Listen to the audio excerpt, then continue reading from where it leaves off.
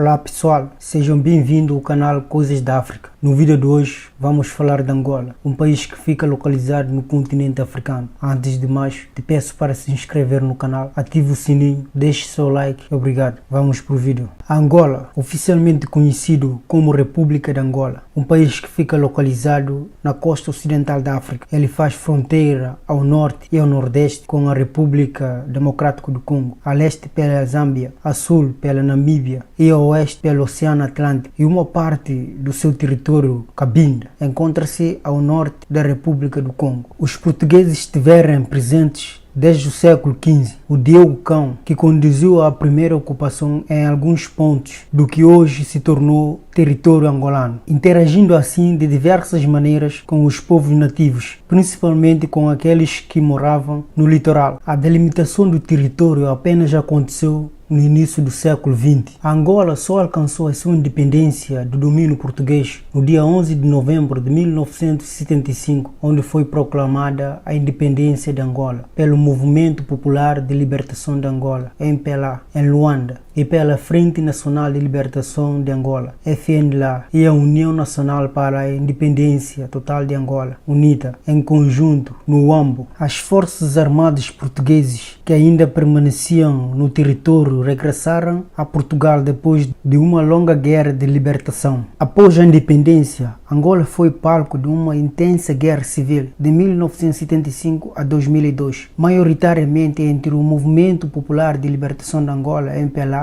e a União Nacional para a Independência Total de Angola, UNITA, unindo força junto da Frente Nacional de Libertação de Angola, FNLA. Apesar do conflito interno, áreas como a Baixa de Cassange mantiveram ativos os seus sistemas monárquicos regionais. No ano de 2000, foi assinado um acordo de paz com a Frente para a Libertação do Aclef de Cabinda, FLEC, uma frente de guerrilha que luta pela cessação de Cabinda e que ainda se encontra ativa. É nesta região de Cabinda que sai aproximadamente 65% do petróleo de Angola. O país tem vastos recursos naturais, como grande reserva de minerais e de petróleo, e desde 1990 sua economia tem apresentado taxas de crescimento que estão entre as maiores do mundo, especialmente depois do fim da Guerra Civil. No entanto, os padrões de vida dos angolanos continuam baixos. Cerca de 70% da população vive com menos de $2 por dia. O nome Angola é uma derivação portuguesa do termo Banto, Angola ou Nangola, título dos reis do Reino do Dongo, existentes na altura em que os portugueses se estabeleceram em Luanda, no século XVI. O termo tem raízes Ngolo, que significa força, em Quimbundo e em Kikongo, línguas dos povos ambundos e congos,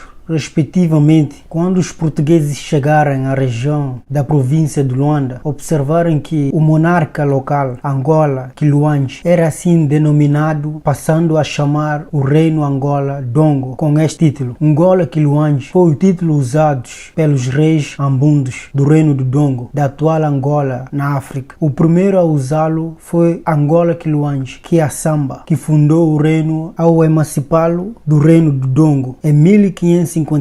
Desde então, o país passou a ser chamado de Angola. Os bantos eram caçadores e agricultores. Sua expansão a partir da África centro-ocidental se deu em grupos menores que se mudaram de acordo com as circunstâncias político-econômicas e ecológicas. Em século XVII, uma série de reinos foi estabelecida, sendo o principal o Reino do Congo, que abrangeu o noroeste da Angola de hoje e uma faixa adjacente que hoje é a República Democrática de Congo, da República do Congo e do Gabão. A sua capital situava-se em Mbanza, Congo, e o seu apogeu uma dupla estratégia. Por um lado, marcou continuamente presença no Reino do Congo, por intermédio de mais influências padres cultos portugueses e italianos, que promoveram uma lenta cristianização e introduziram elementos da cultura europeia. Por outro lado, estabeleceu em 1575 uma feitoria em Luanda, num ponto de fácil acesso ao mar e à proximidade dos reinos do Congo e do Dongo gradualmente tomaram o controle através de uma série de tratados e guerras de uma faixa que se estendeu de Luanda em direção ao reino do Dongo. O território, de uma dimensão ainda bastante limitada, passou mais tarde a ser designado como Angola, por intermédio dos reinos do Congo, do Dongo e da Matamba, Luanda, onde desenvolveu um tráfico de escravos com destino a Portugal, ao Brasil e à América Central, que passou a constituir a sua base econômica. Em 1641 e 1648 houve breve ocupação dos holandeses em Angola, onde procuraram estabelecer alianças com os estados africanos da região. Em 1648, Portugal retomou Luanda e iniciou um processo de conquista militar dos estados do Congo e do Dongo, que terminou com a vitória dos portugueses em 1671, redundando num controle sobre aqueles reinos. Entretanto, Portugal tinha começado a estabelecer a sua presença no litoral em direção ao sul. Em 1657, estabeleceu uma povoação perto da atual cidade do Porto, Ambonge, transferida em 1617 para a atual Benguela, que se tornou numa segunda feitoria independente da Luanda, perante a ameaça das outras potências coloniais de se apropriarem de partes do território reclamado por Portugal. Este país iniciou finalmente, na sequência da Conferência de Berlim, um esforço que visava a ocupação de todo o território da Angola atual, dados os seus recursos limitados. Os progressos neste sentido foram, no entanto, lentos. Ainda em 1906, apenas 5 a 6% dos territórios podiam, com alguma razão, ser considerados efetivamente ocupados. Só depois do advento da República em Portugal, em 1910, a expansão do Estado colonial avançou de forma mais consequente. Nos anos de 1950, começou a articular-se uma resistência multifacetada contra a dominação colonial, impulsionada pela descolonização que se havia iniciado no continente africano depois do fim da Segunda Guerra Mundial, em 1945. Esta resistência, que visava a transformação da colônia de Angola em país independente, desembocou a partir de 1961 num combate armado contra Portugal que teve três principais protagonistas: MPLA, UNITA e a FNLA. A situação alterou-se completamente quando, em abril de 1974, aconteceu em Portugal a Revolução dos Cravos, um golpe militar que pôs fim à ditadura em Portugal. Os novos detentores do poder proclamaram de imediato a sua intenção de permitir sem demora o acesso das colônias portuguesas à independência. A perspectiva da independência provocada pela Revolução dos Cravos em Portugal em abril de 1974 e a cessação imediata dos combates por parte das forças militares portuguesas em Angola levou a uma acirrada luta armada pelo poder entre os três movimentos e os seus aliados. A FNLA entrou em Angola com um exército regular, treinado e equipado pelas Forças Armadas do Zaire. Com o apoio dos Estados Unidos, o MPLA conseguiu mobilizar rapidamente a intervenção de milhares de soldados cubanos, com o apoio logístico da União Soviética. A UNITA obteve o apoio das Forças Armadas do regime de apartheid que governava na África do Sul. Esforços do novo regime português para que se constituísse um governo de unidade nacional não tiveram êxito na Angola. Com a independência de Angola, começaram dois processos que se condicionaram mutuamente. Por um lado, o MPLA, que em 1977 adotou o sistema político marxismo-leninismo como doutrina, estabeleceu um regime político e econômico inspirado pelo modelo então em vigor nos países do bloco socialista, portanto monopartidário e baseado numa economia estatal de planificação central, enquanto a componente política deste regime chegou a funcionar dentro dos moldes postulados, embora com um rigor algo menor do que em certos países socialistas. Na Europa, a componente econômica foi fortemente prejudicada pela luta armada e, no fundo, só se sustentou graças ao petróleo, cuja exploração o regime confiou a companhias petrolíferas americanas. Por outro lado, iniciou-se logo depois da declaração da independência a guerra civil em Angola entre os três movimentos, uma vez que a FNLA e sobretudo a UNITA não se conformaram nem com a sua derrota militar, nem com a sua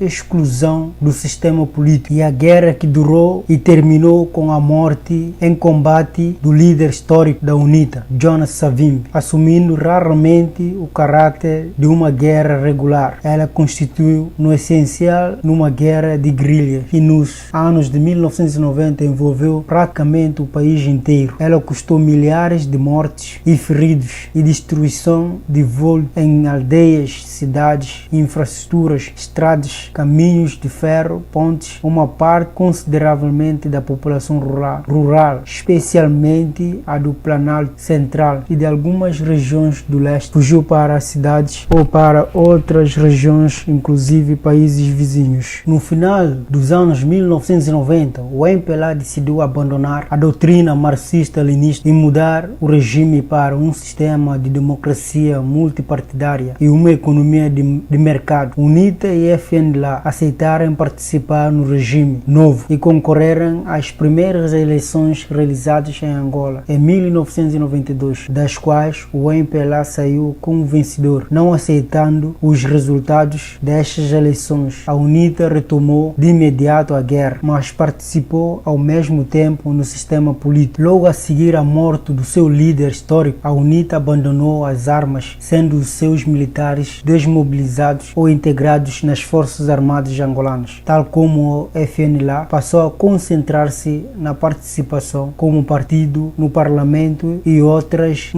instâncias políticas. Na situação de paz, depois de 4 décadas de conflito armado, começou a reconstrução do país e graças a um notável crescimento da economia, um desenvolvimento globalmente bastante acentuado, mas por enquanto com fortes disparidades regionais e desigualdades sociais. A paz está também a favorecer a consolidação de uma identidade social abrangente nacional que começou a afirmar-se paulatinamente a partir dos anos de 1950. Politicamente, continuou a haver um forte predomínio do partido MPLA, que obteve claras maiorias parlamentares nas eleições realizadas em 1992, 2008 e 2012, garantindo a permanência nas funções de presidente do Estado desde 1979 do presidente do partido, José Eduardo dos Santos, enquanto a FNLA desapareceu praticamente da cena. A UNITA consolidou nas eleições de 2012 a sua posição como principal partido de oposição. A nível econômico, Angola registrou, por um lado, um forte crescimento, enfrentando, por outro lado, dificuldades que a obrigaram a solicitar o apoio do FMI, não conseguindo travar o surgimento de